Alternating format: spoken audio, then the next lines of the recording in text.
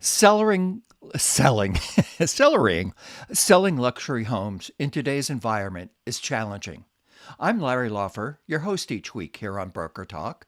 Thank you for coming back each week. Thank you for your subscriptions and your questions. Your participation makes this show better. Broker Talk is a weekly real estate show that brings you backstage to hear from professionals playing at the top of their game. Today's guest is Bill Baker. He not only is a luxury agent serving the Madison, Wisconsin area and Sun Prairie areas, he is also a radio star to many. Bill's show each week is a place where you get accurate information about what is going on in his market. As a community activist and philanthropist, he's instituted the Baker's Dozen, a program that has raised tens of thousands of dollars for local schools and teams. We're lucky to have Bill on the show. Welcome, Bill. Hey, good morning or afternoon. Sorry. Yeah, it's afternoon now, but Good to um, see you. it's great to see you, Bill. Bill and I are both luxury agents, part of the Luxury Marketing Association. Designation we got by selling luxury properties. So, hey, what's going on in your market right now, Bill? We are busy as you can believe out there. Somebody took all the houses. I don't know what's happened, but they're all gone. And so we're all fighting for inventory right now, as you know, all over the United States. And so each day, my life is about looking for listings and also for to list, but also looking for those homes for my buyers. And I probably have about 40 buyers right now that are looking for homes that we do not have. So it's a unique market. It is absolutely a unique market. And if you are not out there with your buyers every single week, you're not feeling the changes. Right. I here in my market in the Boston metropolitan area, the last 2 weeks we've had fewer people at open houses and fewer offers. There's always somebody. There's always more than one offer. But instead of 100,000 up, we're now $18,000 over, and that's almost a normal market we haven't seen in more than a year and a half. You're exactly right. Now we're not experiencing that exact same type of market. We're still strong over asking. And as you and I've talked about, I'm troubled by those over numbers because I'm concerned about us as realtors not pricing the properties correctly. Well, pricing, as you know, is an art and a Right. science. So let's Exactly. talk. I know that you're a science guy, so let's talk about the math that you go through to figure out how to price a property. Oh my gosh. It's more, I have a Ouija board and I also have an 8 ball, and I just turn that over to give me the price that's going to be set. But I do it very much like I'm sure everyone else that's listening does it. I look at my comps, but more importantly, I look at my actives. I want to see what's going on now. My comps are going to be 30 days old. We know that pricing is changing monthly. And so you have to take in consideration the actives in order to do that. And then the style of home. Right. I price my a standard home a lot different than I would a luxury home. Right. Right. Well, luxury properties have fewer buyers because there's fewer people in that realm, but they're very particular in what they want. So you need to Well, go ahead. I don't know, but we have less because we're up 43% in sales in the greater Madison area. Over 2021 was 43% higher than 2020. Oh my gosh. Wow. I Wow. know. What We was were, interesting is less than 1% increase in price. huh, huh. Isn't that Uh, something? yeah, it's just incredible, and everybody thinks where's it going to end, or is this a bubble? And there's a lot of people out there just talking to talk. Right. Um, I don't see us having a bubble. I see the interest rates going up. Mhm. We talked about that yesterday. There is some fives out that into historical perspective. There at one point was 17, 18% Right. interest rates. And Right. we hope we never see that again. That's more like bad credit cards. Right. Um, uh, but I don't see housing prices going down. I see them staying stable, and I see less buying power because the interest rate's going up. You know, I there's depending on the day, I would agree with you. But I would say based on our market here, I'm looking at between a 10 and 12% price increase year end, even with rates. And we've already, Laura, my guest or my sidekick on my show, we've talked about rates being at 5.5, 5.2 by the end of the year, maybe by June. Now it's changed to being almost June for those rates. The demand, Larry, is so high out here that we're having those competitive offers, and we're fighting to get properties accepted, offers accepted. That is a game. It Getting your is. properties accepted. We have talked about this on the show before, but when sellers are selling, the price is always one of the most important things, but it's not always the only important thing. And unless you're talking to the listing agent, you might not know that they want to be able to stay in the house a month after they close, or they want some other accommodation which doesn't involve money. Yeah, So just I'm sorry, I didn't mean to cut you off. Just had this happen not 20 minutes before your show. Wrote an offer on property. Now, here's the way I have to start it out. I actually called the listing agent and spoke to that person. I didn't text, I didn't email. Found out that the family wants to move on to the west side of Madison or Middleton. They have not chosen a house. They haven't even started the process yet. So I went back to my buyer and I said, we need to give them time to find a house. And I said, we can do it two ways. We can extend the closing date to 60 days, or how about this?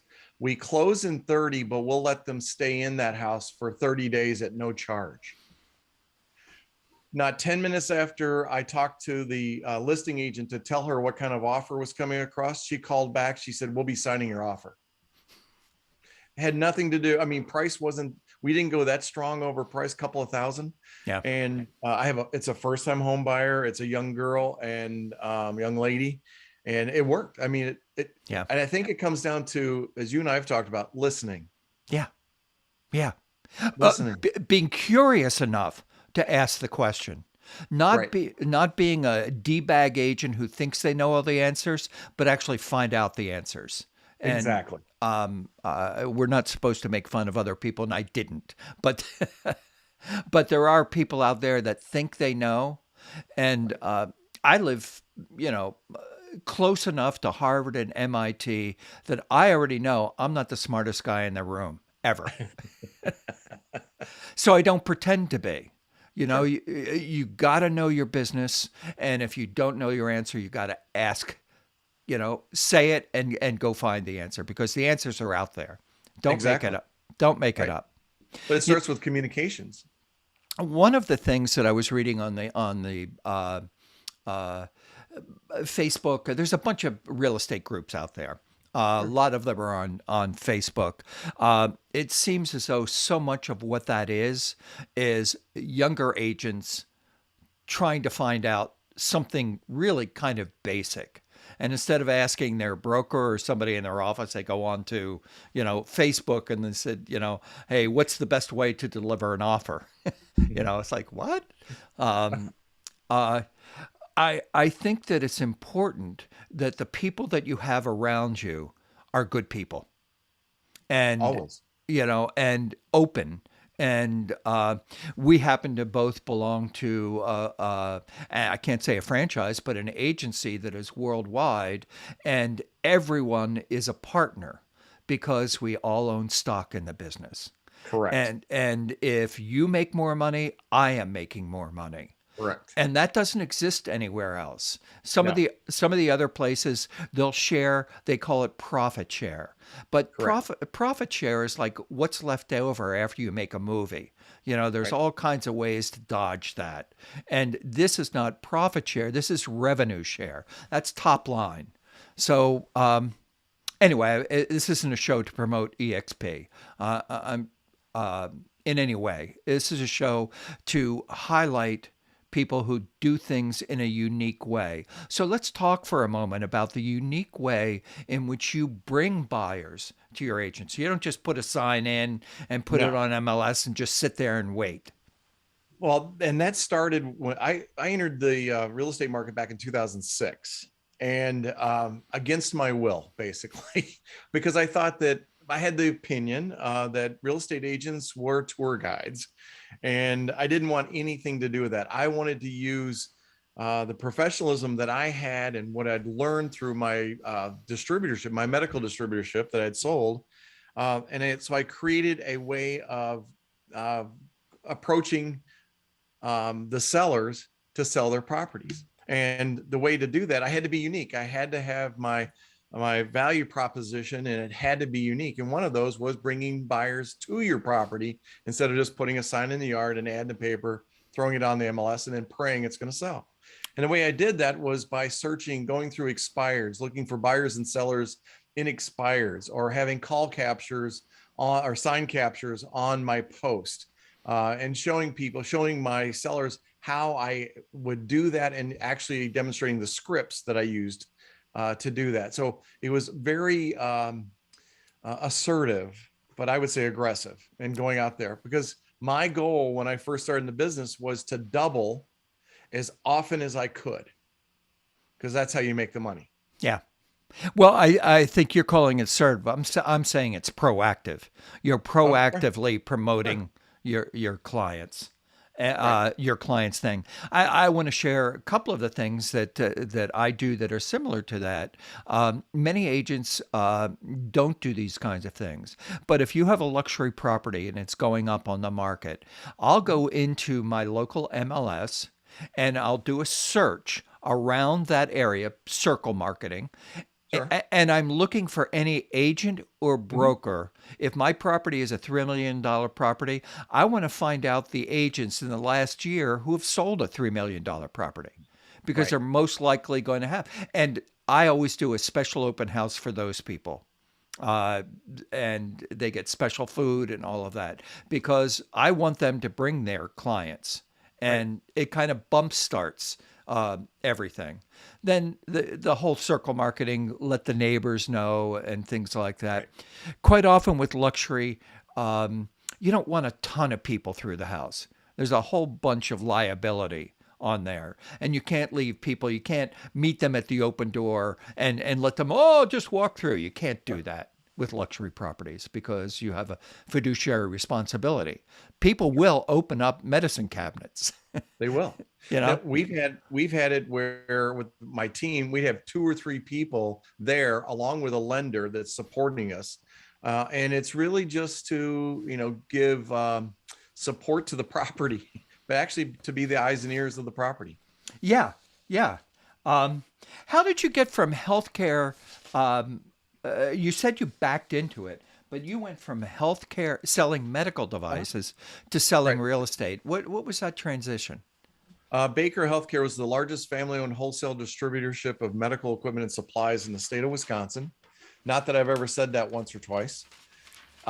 We sold the company, and I was not able to stay in healthcare. I had a non-compete based on that.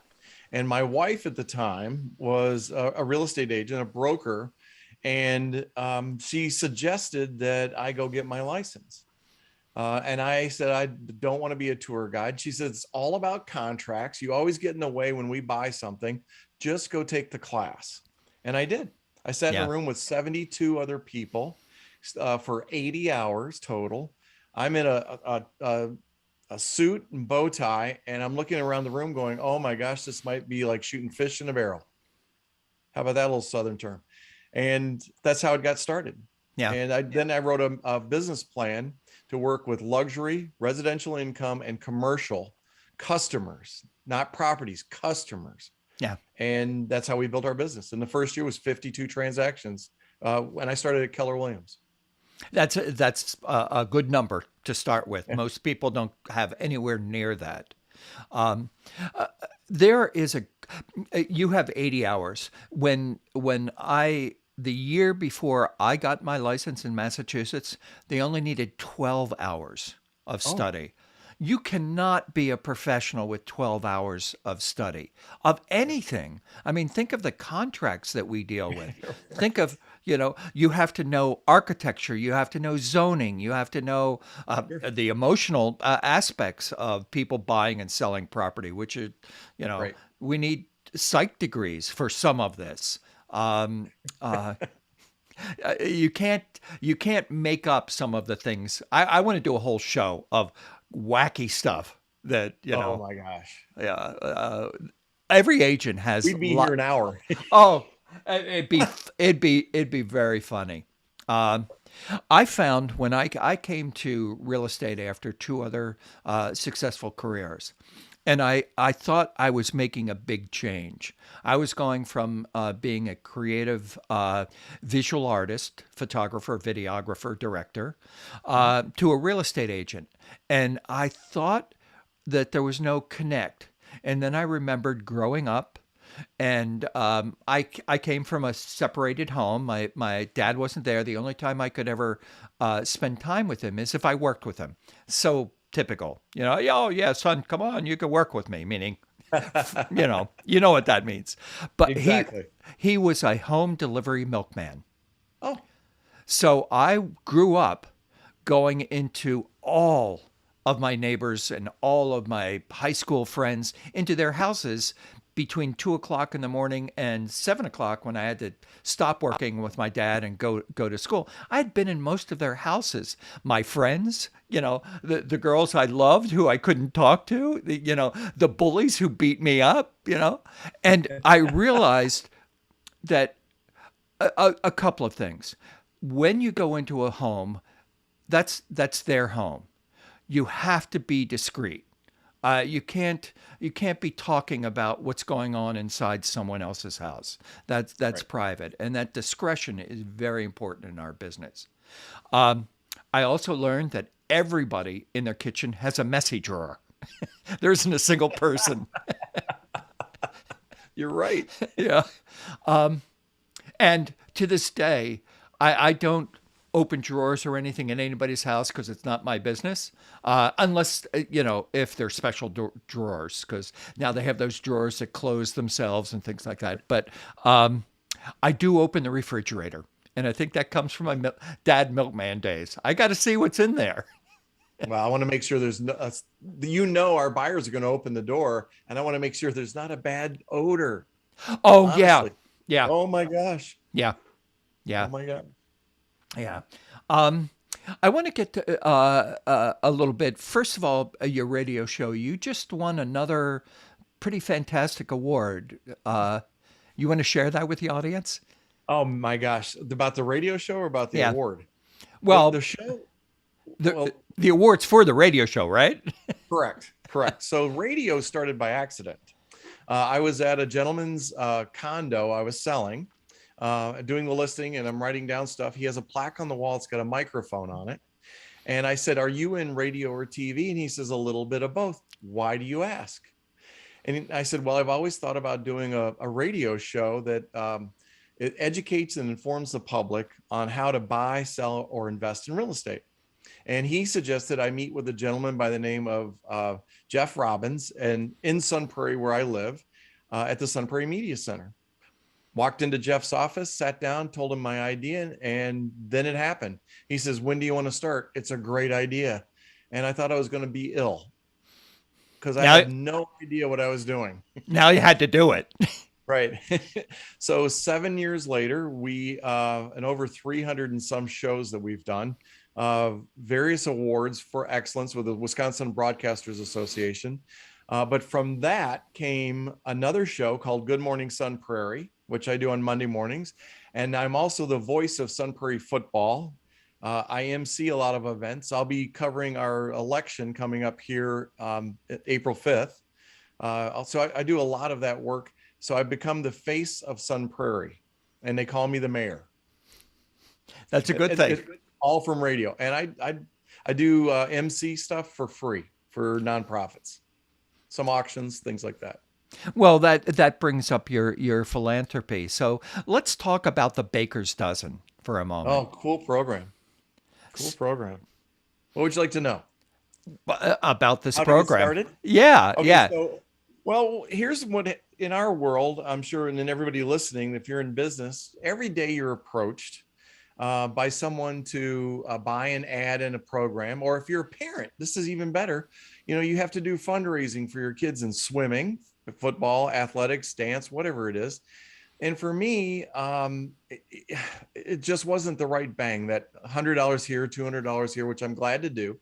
But we have a company here, a business, an organization with one of the best hamburgers I've ever eaten in my life, and it's called Culver's. And Culver's does a share night on Monday nights, and they support a nonprofit. And what they do is they give a percentage of their revenue for a 2 hour period of time.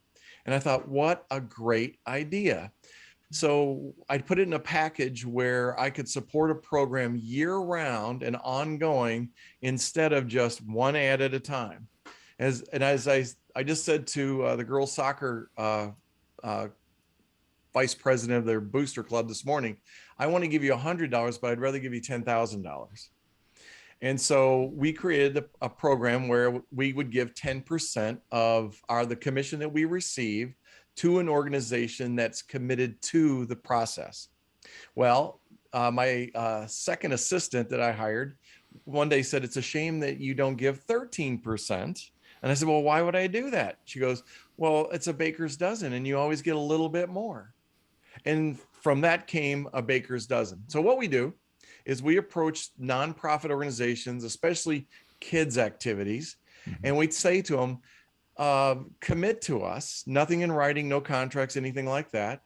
And what we'll do is if somebody from your organization buys a house, sells a house, or if they refer somebody to us, we will give you 13% of the commission we receive. That is very, very generous and philanthropic. And I think one of the ways that people want to differentiate agents and realtors, they say we're all the same, and we are not. We're not. One of the good questions is, who do you support with the commissions that you make? I think Who that do would. I? No, no. I know Oh, who. I sure. know you do, and I'm just saying to our audience, the consumers that watch this show, ask the agent. Who do you support? When you sell my house and you make X amount of dollars, Right. what part of that helps the community and who in the community? I think it would stump a lot of agents who, would rather drive a late model expensive car than give $10,000 to a soccer team or a swim team or a football team. Sure. Um, But for being as extrovert as I am, the marketing side, the radio and everything, I'm more humble about the giving because it's not about people knowing that I'm doing it. It's just that I'm doing it. And it comes from my family and my parents. You share your time, your talent, and your treasures.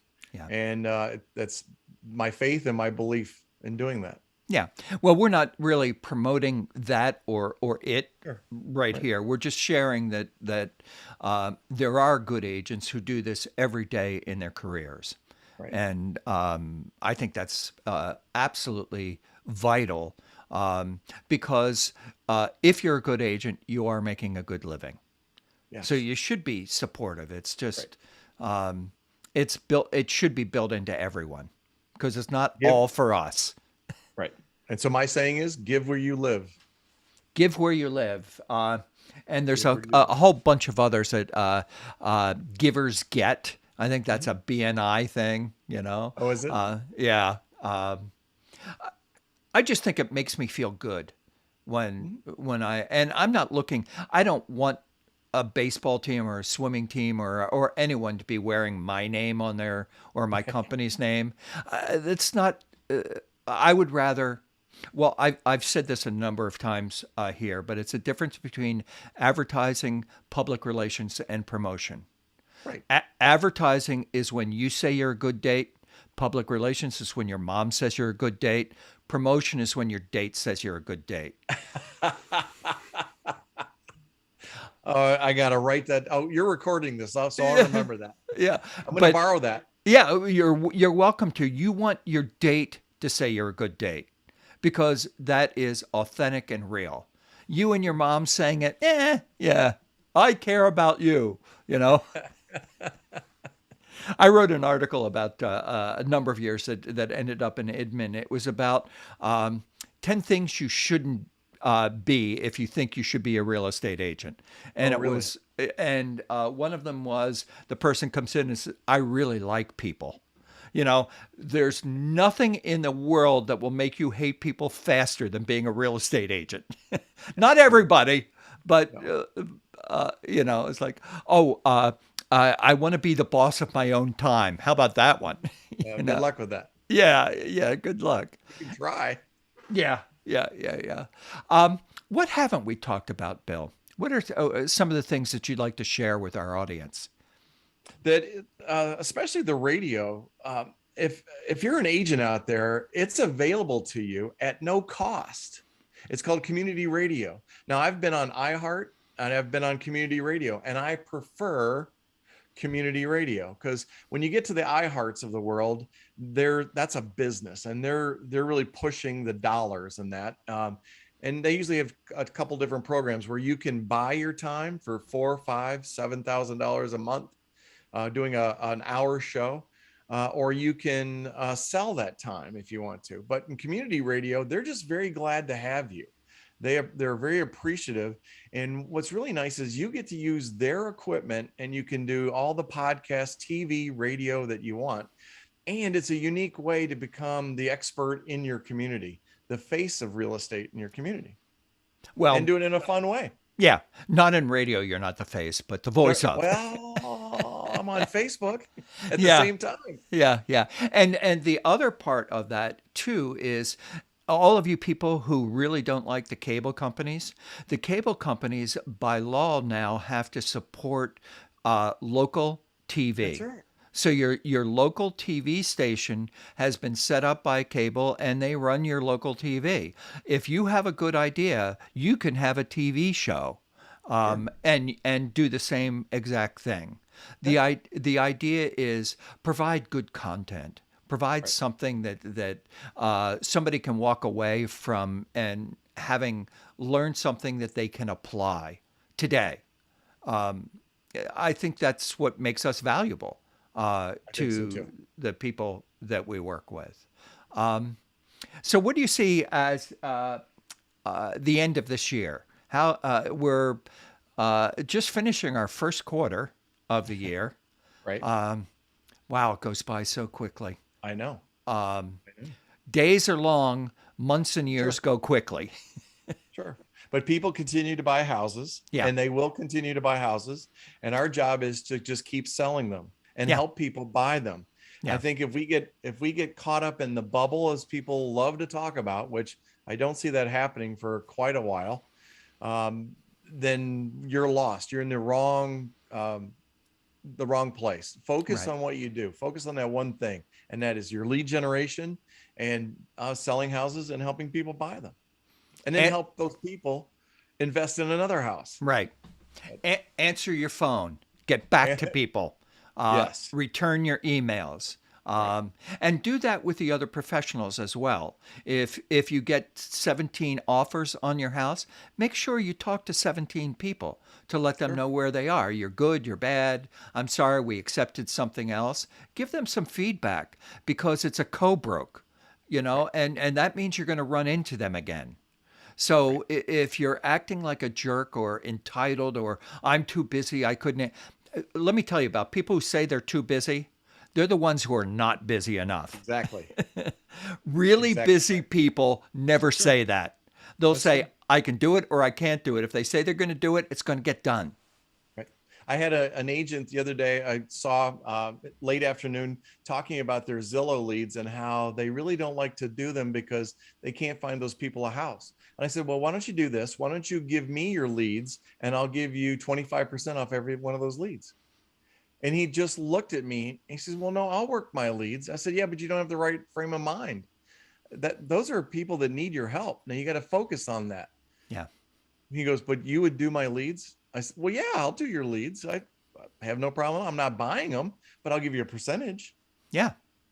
Yeah. Wasn't it an interesting mindset, though, that they didn't want to answer their leads because it's too tough out there? Well, there's somebody who won't be in the business long. You won't see them till, the time just goes by so quickly, I Bill. know. Thank you so much for being part of Broker Talk this week, and I absolutely enjoyed being on your show yesterday. Please It's come back. it's rare that it it goes back and forth like that. And I will post this on our luxury home marketing place. I did one yesterday, and they seem to be. You'll see your name there as well. Okay, great. Larry, thank you so much. A real pleasure, and thanks, Bill Baker.